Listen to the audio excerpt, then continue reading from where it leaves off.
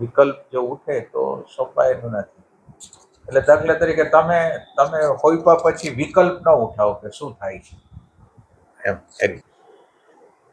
એટલે એક વખત સોંપ્યું પછી હવે એનું શું થશે ઈ વિકલ્પ ન ઉઠવા હા જોઈએ ને. ના, એટલે પછી વિકલ્પ થશે એનું શું થાય, પાછા એને યાદ કરો કે આપણે એને હોપી દીધું છે, પાછા યાદ કરો એને હોપી દીધું છે.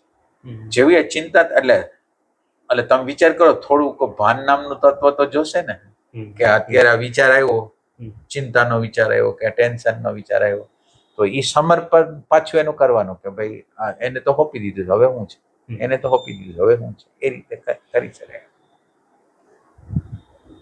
એટલે આપણે જેમ આપણું ધ્યાન એક જગ્યાએથી વહી જાય છે અને પાછું લઈ આવે. હા, એવી રીતે ના, એટલે માણસ પોતે છે ને બનાવટ કરે છે. એટલે આમ બધી રીતે બનાવટ કરે. ભગવાન હારે બનાવટ કરે, ગુરુ હારે બનાવટ કરે કે હું તને હોપું છું ને હોપતો નથી. આમ મૂળ તો એનું આખું માળખું જ જે મિકેનિકલ છે સોંપી જ ન શકે. એટલે વસ્તુતા એ કે એ કઈ રીતે હોપી શકે કોઈ સમજ જ નથી. કેવી રીતે હોપી શકે? આમ તમે જુઓ તો હોપે કેવી રીતે, અંધારામાં કેવી રીતે હોપી શકે એમ. એટલે એવો ભ્રમ થાય, આમ એવો ભ્રમ કરી શકે. છતાં એને કરવું હોય તો વારે વારે યાદ કરે. તો આ રીતે માનો કે એને કરવું છે તો વારે વારે યાદ કરે કે હવે એને હોપી દીધું છે.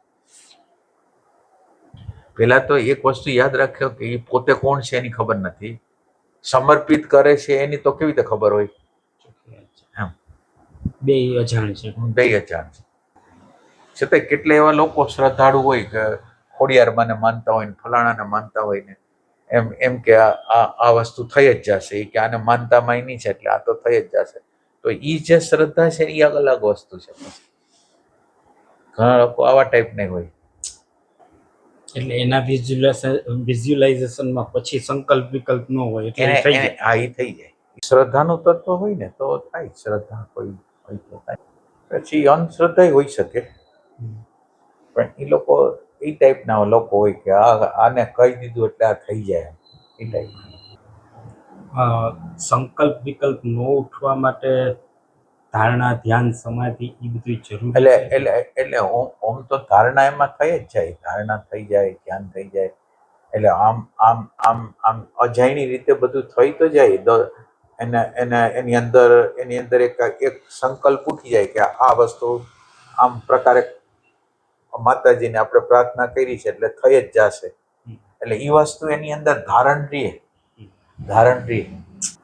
બેક ઓફ ધ માઇન્ડ હોય કે આ કરશે. હવે કેવી રીતે કરે છે સોંપાઈ ગયું. એની અંદર શક્યતાઓ એવી છે કે જ્યારે કામ થઈ જાય ત્યાર લગીને તો સારું રહીએ, પણ કામ ન થાય ત્યારે ભગવાનના ઘા થઈ જાય. કામ જ્યાં સુધી ન થાય ત્યારે પણ અંદરથી થોડું થાય ને હજી નથી થયું, થવાનું છે કે નથી થવાનું. ડાઉટ્સ ક્યારેક બિચારા ભગવાનને પાણીમાં ડૂબાડી દે ને કે તે કામ ન કર્યું, હવે જો તને કાઢું જ નહીં પાણીમાંથી. ના, હતા કેટલાય લોકોને આવા જોયા છે. ના, ઓલો આપણે એક દ્રષ્ટાંત આવે છે ને કે રામની પૂજા કરતા હતા, રામ પ્રસન્ન ન થયા, પછી કૃષ્ણને ચાલુ કર્યા. પછી રામની મૂર્તિ હતી તો એને ઓલું કઈક અગરબત્તી કઈ રીતે કે સુગંધ એની ન આવી જાય, નાકમાં પૂમડા ભરાઈ ગયા તો રામ પ્રગટ થયા. એ કે તે જીવંત માન્યું તો હું પ્રગટ થયા.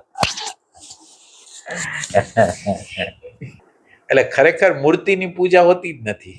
આ મૂર્તિ પૂજા કે મૂર્તિ જયારે જીવંત થઈ જાય ને ત્યારે જ પૂજા થાય સાચી રીતે.